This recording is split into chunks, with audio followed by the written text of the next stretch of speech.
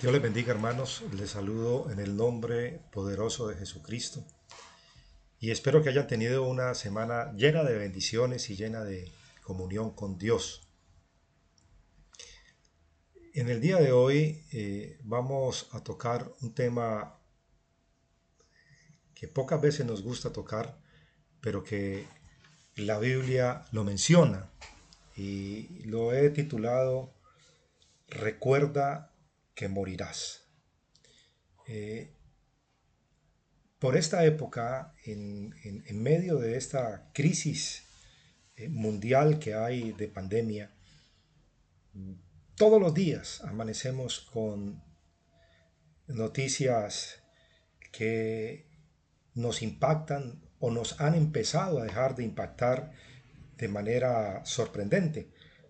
Ya nos parecen a nosotros que, que 200 muertos no son nada, que 100 muertos no son nada, que afortunadamente apenas murieron 6, etcétera.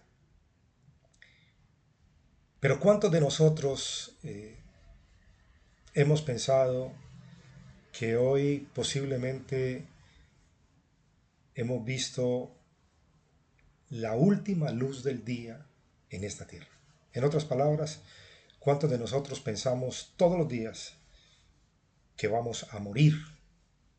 Y la Biblia hace referencia a eso. Moisés, en el capítulo número 32 del libro de Deuteronomio, y lo vamos a leer más adelante, le dice a la nación de Israel: ojalá fueran sabios, ojalá fueran sabios y supieran el fin que les espera. Y, y el mensaje de hoy es un llamado de atención a todos nosotros, a pensar seriamente todos los días de nuestra vida que un día de estos, más temprano que tarde, vamos a morir y que seguramente las noticias que llegan hoy a sus oídos y que vemos en los noticieros y en la prensa escrita sobre el número de muertos, va a haber un día en que en ese número de muertos usted y yo vamos a estar ahí contemplados. Vamos a mirar qué dice la Biblia. Yo voy a comenzar con esta historia. Los antiguos egipcios eran más sabios que nosotros. Se nos dice que en cada fiesta había siempre un invitado extraordinario que se sentaba en la cabecera de la mesa. Los egipcios tenían siempre en sus reuniones, en sus fiestas, un invitado de honor, y lo colocaban en la cabecera de la mesa. Pero ese invitado no comía, no bebía, no hablaba y estaba cubierto con un velo.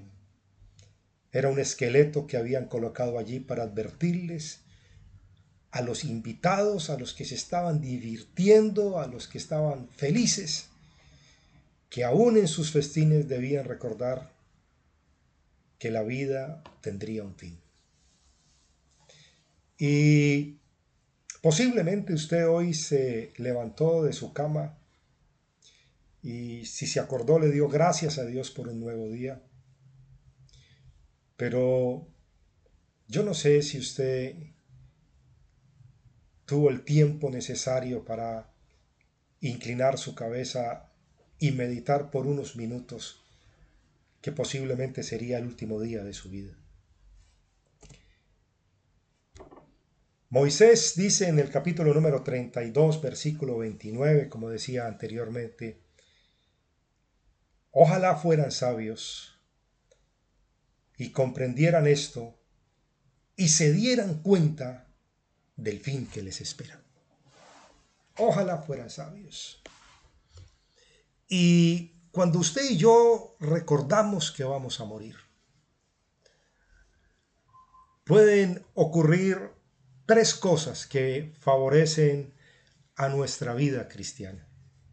La primera de ellas es que posiblemente se enfriaría ese ardor de la codicia, ese afán desesperado por amontonar, por guardar, por tener más, el estar tan ocupado en estar acumulando para esta tierra.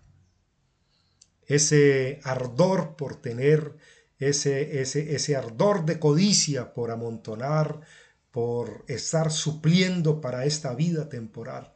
Seguramente pensar que un día moriremos nos llevaría a tomar una conciencia diferente a la que tenemos hoy, de mirar si el codiciar tanto como lo hacemos hoy vale la pena.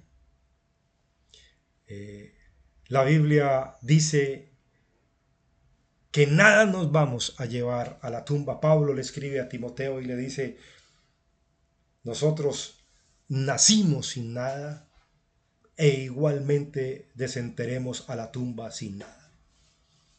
Y después le dice Pablo a Timoteo, raíz de todos los males es el amor al dinero, el cual codiciando muchos fueron traspasados de dolores. Ese afán desesperado por conseguir, por trabajar, por hacer más de lo que tenemos que hacer, por dedicarle el tiempo de Dios a la consecución de las cosas, posiblemente menguaría si recordáramos que vamos a morir. Usted y yo nada nos vamos a llevar a la tumba. Los egipcios creyeron que si enterraban a sus faraones, si enterraban a sus hombres importantes con los tesoros e incluso con sus sirvientes, ellos tendrían una mejor eternidad. Pero la arqueología ha encontrado los tesoros, pero a ellos no. Usted no se llevará nada a la tumba. Todo ese esfuerzo que hacemos por conseguir y por tener se quedará aquí en este mundo. Y lo segundo que nos ayudaría muchísimo a recordar que moriremos es que podríamos detenernos cuando estemos a punto de pecar. No se le olvide que si usted y yo pecamos, estaremos alejados eternamente de vivir con nuestro Dios. El saber que vamos a pecar, el saber que estamos a punto de pecar,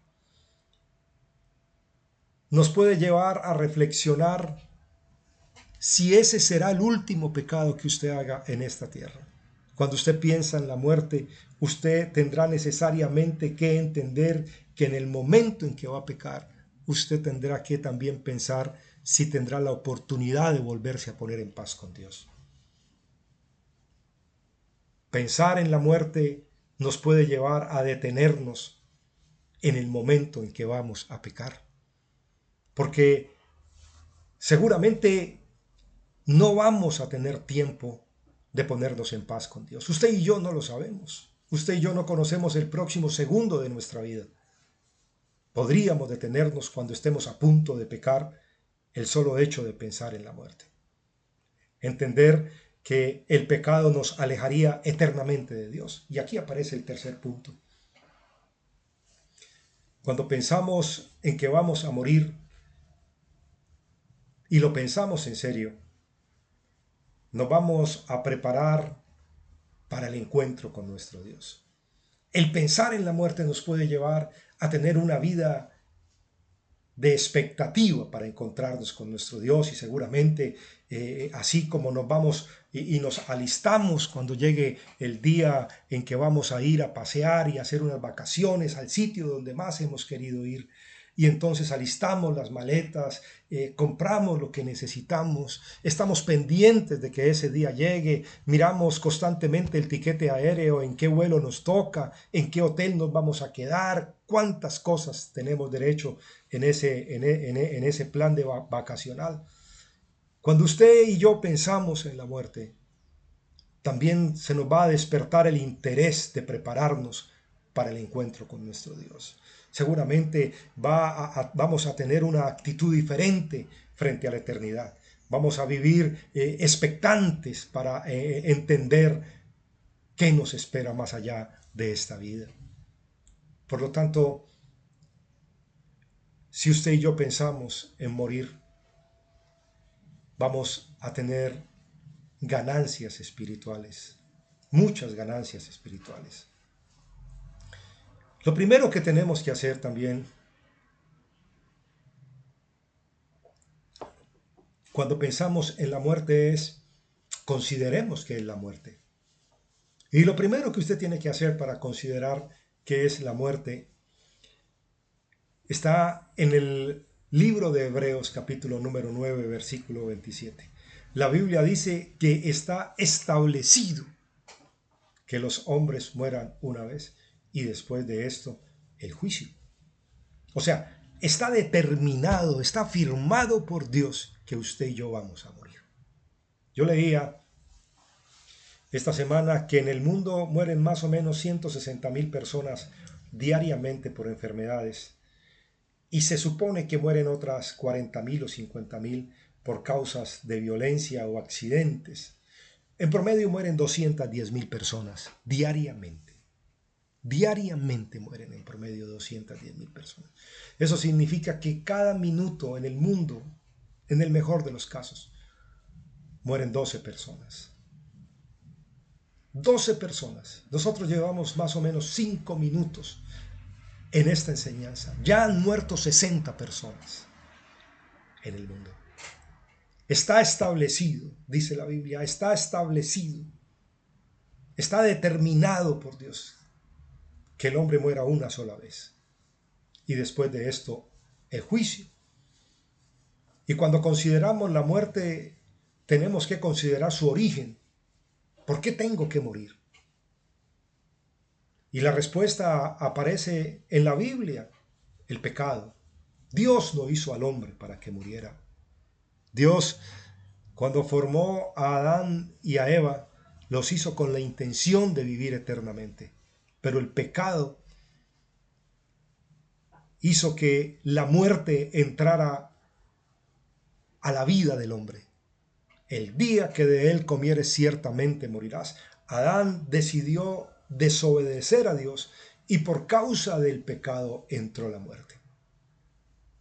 Y esa tendencia hacia el mal, hacia querer siempre hacer el mal, es una tendencia que tiene su origen en el pecado.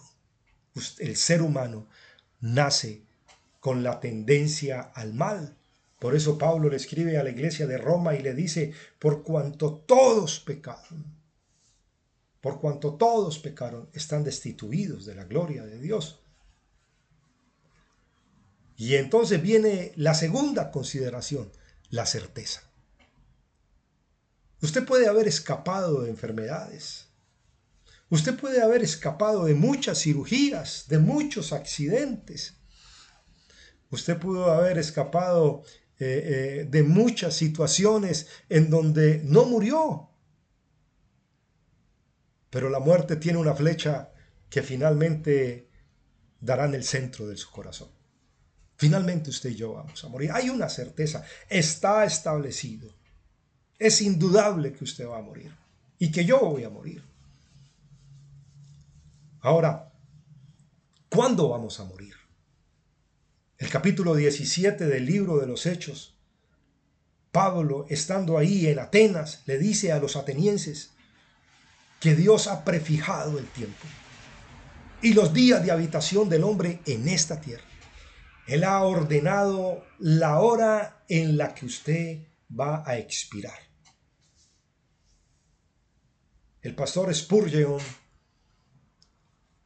un predicador del siglo XIX en Inglaterra, dijo que Dios tiene diseñado ya el primer gusano que andará sobre la cara del ser humano cuando muere. Y el pastor Adrián Rogers dice que Dios conoce el nombre del chofer del coche fúnebre en que lo transportarán a usted y el número de la placa del coche fúnebre. Dios ha determinado, ha fijado, ha definido. Él ha ordenado la hora, Él ha ordenado el momento, el sitio, el lugar y la forma en que cada uno de nosotros pasará a la eternidad. Y yo voy a detenerme aquí para decir esto. Constantemente vivimos pendientes de que va a venir, que ya estamos en los tiempos de de la segunda venida del Señor, del arrebatamiento de la iglesia, de la manifestación del anticristo. Y eso es cierto. Yo soy un convencido de que estamos en el final del fin de los tiempos. Pero usted y yo estamos a un segundo de la eternidad. En cualquier momento pasaremos a la eternidad. El tiempo de su partida para la eternidad seguramente está más cerca que el tiempo del levantamiento de la iglesia. Y lo cuarto que hay que considerar en la muerte son los terrores de la muerte. La angustia, la tristeza, el desespero, el temor acompañan a la gran mayoría de los seres humanos minutos antes de morir.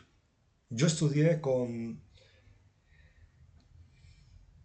un médico que en su momento era el director de urgencias del hospital departamental, y en una discusión de clase este hombre decía: yo veo morir gente todos los días, hombres, mujeres, niños, jóvenes, ancianos, blancos, negros, gordos, flacos, a todos los veo morir. Y la gran mayoría de ellos gritan antes de morir y le piden perdón a un Dios. Los segundos antes de la muerte en la gran mayoría de personas son terroríficos.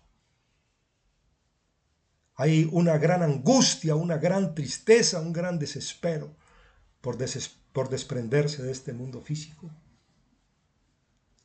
Y lo quinto que hay que considerar son los resultados. Pablo escribió y dijo: para mí el vivir es Cristo y el morir es ganancia. Y cuando usted tiene paz con Dios, cuando en su corazón hay perdón de parte de Dios, cuando usted ha tenido el tiempo suficiente de considerar la muerte y de ponerse en paz con Dios, los terrores de la muerte desaparecen y los resultados se darán de manera consecuente. La vida eterna con Cristo le acompañará.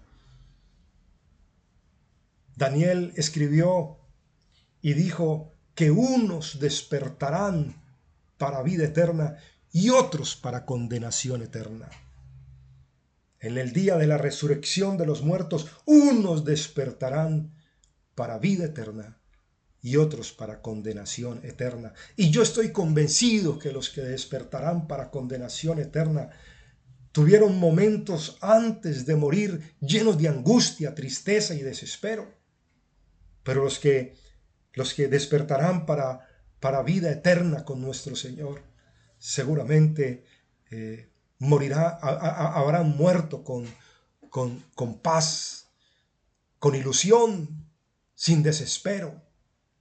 El Señor tenga misericordia de nosotros y nos permita todos los días de nuestra vida considerar que un día tendremos un encuentro con Él en la eternidad, para salvación o para condenación.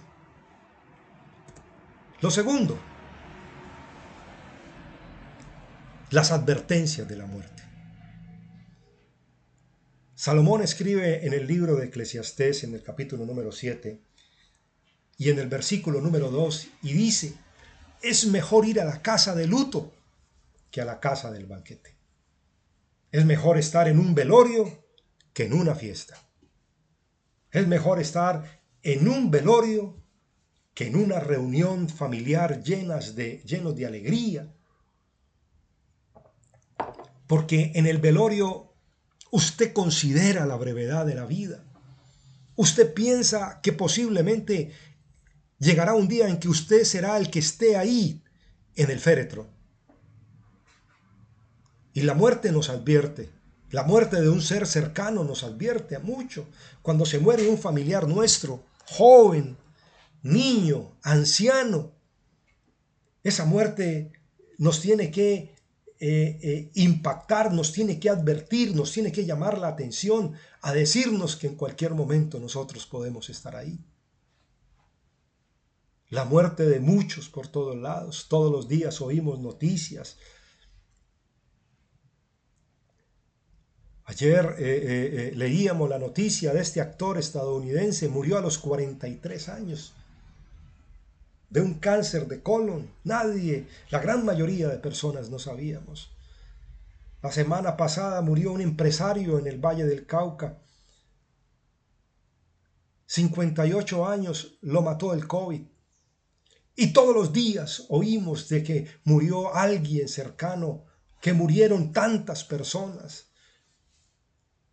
La muerte de muchos por todos los lados son advertencias que nos hace la muerte para que nuestra vida espiritual se fortalezca. Y otra gran advertencia son las fallas de nuestros cuerpos y las enfermedades que han comenzado a aparecer.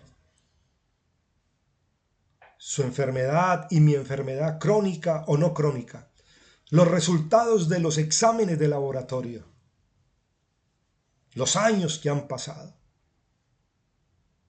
Son advertencias, son campanazos que nos hace la muerte de que el día se está aproximando. Séneca, el gran pensador romano, le preguntaron el día de sus cumpleaños cuántos años tenía. Y él respondió: yo ya no tengo esos años. Estoy cada vez más cerca de la muerte.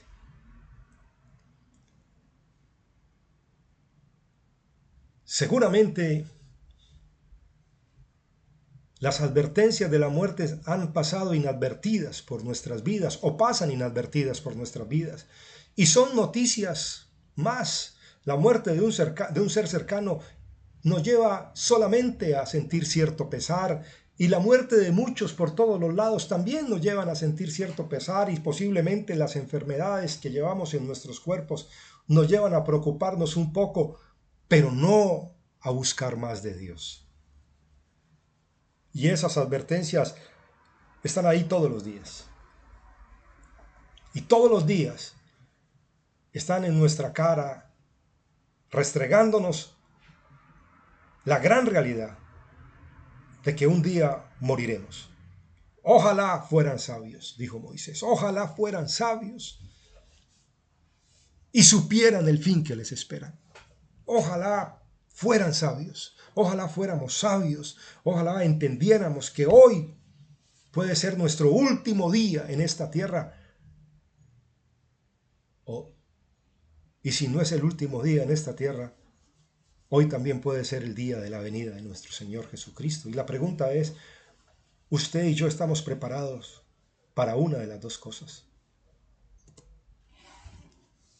Y lo tercero que quiero tocar es, piense que hoy es el último día de su vida. ¿Usted qué haría? Suponga que a usted Dios le da el favor de entender que hoy es el último día de su vida. Dios le dice a usted, hoy morirás. Dios le dijo a Moisés. A mí me sorprende mucho cuando leo Deuteronomio, cuando el Señor llama a Moisés aparte y le dice, vas a morir. Sube al monte Nebo y te mostraré la tierra que daré a tus descendientes y allá morirás. Usted se puede imaginar qué pasó por la mente de Moisés el último día de su vida. La Biblia dice que Dios le dijo a el profeta Isaías, vaya y hable con el rey Ezequías y dígale que ordene su casa, porque de cierto morirá de esa enfermedad. Hoy es el último día de su vida. Y la pregunta es, ¿cuál sería su última oración? ¿Usted qué le diría a Dios? ¿Cuál sería su última oración? David, en el primer libro de Crónicas, en el capítulo número 29, versículo número 10, usted encuentra, si quiere abra la Biblia ahí un momento, yo lo leo rápidamente. Y esto dijo David antes de morir. Primera de Crónicas, capítulo número 29. Vamos a leer. Dice la palabra de Dios en Primera de Crónicas 29:10. Dice así,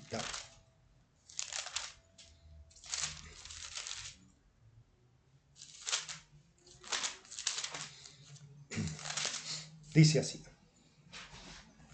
Asimismo se alegró mucho el rey David y bendijo al Señor delante de toda la congregación.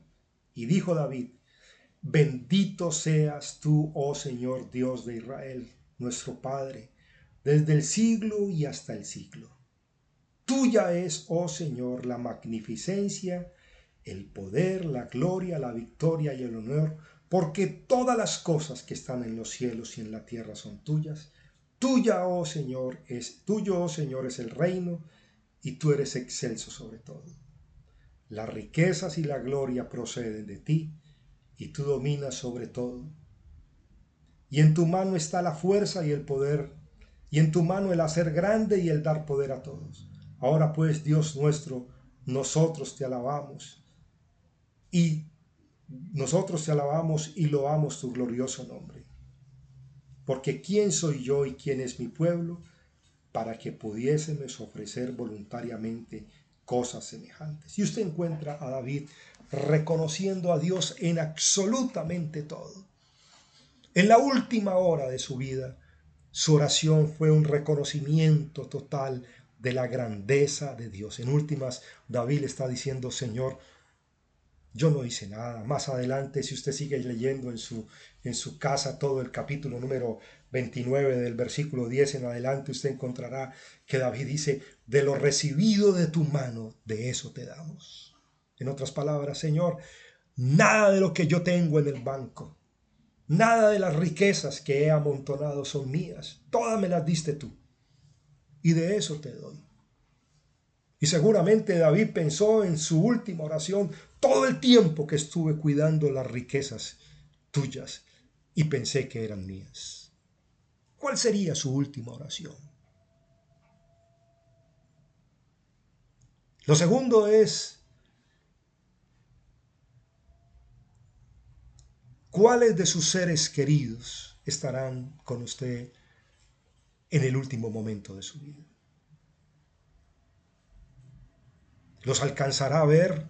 ¿Podrá hablar con ellos? La Biblia dice que Moisés estuvo ahí y despidió a toda la nación de Israel. La Biblia dice que Jacob, en su lecho de enfermo, ya muriéndose, bendijo a sus 12 hijos y pudo hablarles de Dios y pudo aconsejarles sobre el camino de vivir sabiamente con Dios. Usted estará ahí con sus seres queridos. La Biblia dice en el capítulo número 42, versículos 16 y 17, que Job murió rodeado de sus hijos. Pero la pregunta es: ¿y usted qué les dirá a cada uno de sus hijos? ¿Qué ha guardado usted y yo en su corazón para aconsejar a sus hijos en torno a la vida cristiana? ¿Qué consejo le daría usted a cada uno de sus hijos, de sus seres queridos, frente a su relación con Dios? ¿Qué tiene usted en su corazón guardado para poderle expresar a cada ser querido que estará con usted en el último momento de su vida? ¿Cuáles serán sus palabras de despedida? Yo encontré estas maravillosas palabras de despedida. En la segunda carta del apóstol Pablo a Timoteo, Pablo está a punto de morir. Él ya sabe que va a morir. Pero Pablo le escribe a Timoteo en el capítulo número 4 y le dice así: Te encarezco delante de Dios y del Señor Jesucristo, que juzgará a los vivos y a los muertos en su manifestación y en su reino, que prediques la palabra, que instes a tiempo y fuera de tiempo, redarguye, reprende, exhorta con toda paciencia y doctrina. Porque vendrá tiempo cuando no sufrirán la sana doctrina, sino que teniendo comezón de oír, se amontonarán conforme a su propia concupiscencia. Y se apartarán de la verdad. Pero tú sé sobrio, y en todo soporta las aflicciones. Haz obra de evangelista y cumple tu ministerio.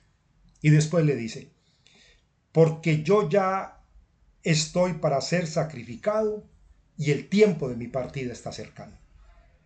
He peleado la buena batalla, he acabado la carrera, he guardado la fe.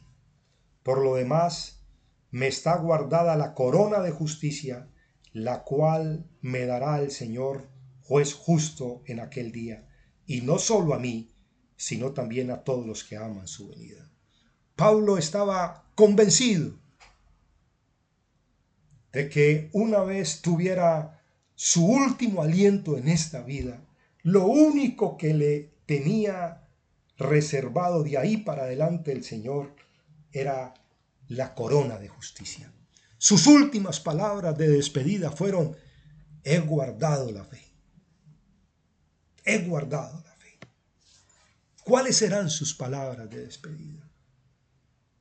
Usted podrá decir como el apóstol Pablo, yo podré decir como el apóstol Pablo: he peleado la buena batalla, he guardado la fe.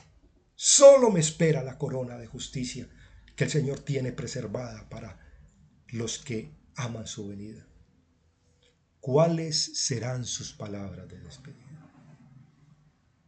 Y lo último, simplemente piense en su epitafio. El epitafio es las palabras que le colocan a los difuntos en su lápida. Y a mí me gusta ir muchísimo a los cementerios y leer los epitafios. Los epitafios dicen mucho de la persona que está ahí enterrada. El doctor Donson, Charles Donson, un predicador americano muy reconocido, dice que cuando murió su papá había sido también predicador, y se reunieron él, su mamá y sus hermanos para decidir qué colocaban en la lápida de la tumba de su papá.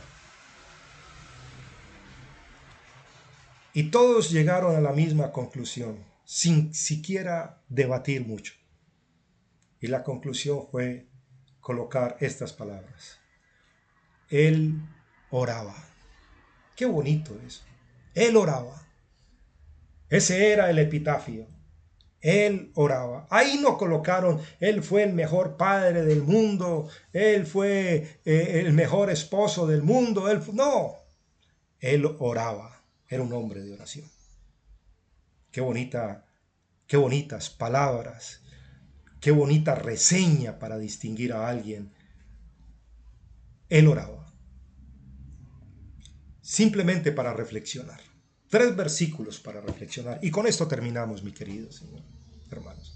David en el Salmo 39, versículos 4 y 7 dice: hazme saber, Señor, mi fin, y cuánta sea la medida de mis días. Sepa yo cuán frágil soy. He aquí diste a mis días término corto, y mi edad es como nada delante de ti. Ciertamente es completa vanidad todo hombre que vive. Ciertamente como una sombra es el hombre. Ciertamente en vano se afana.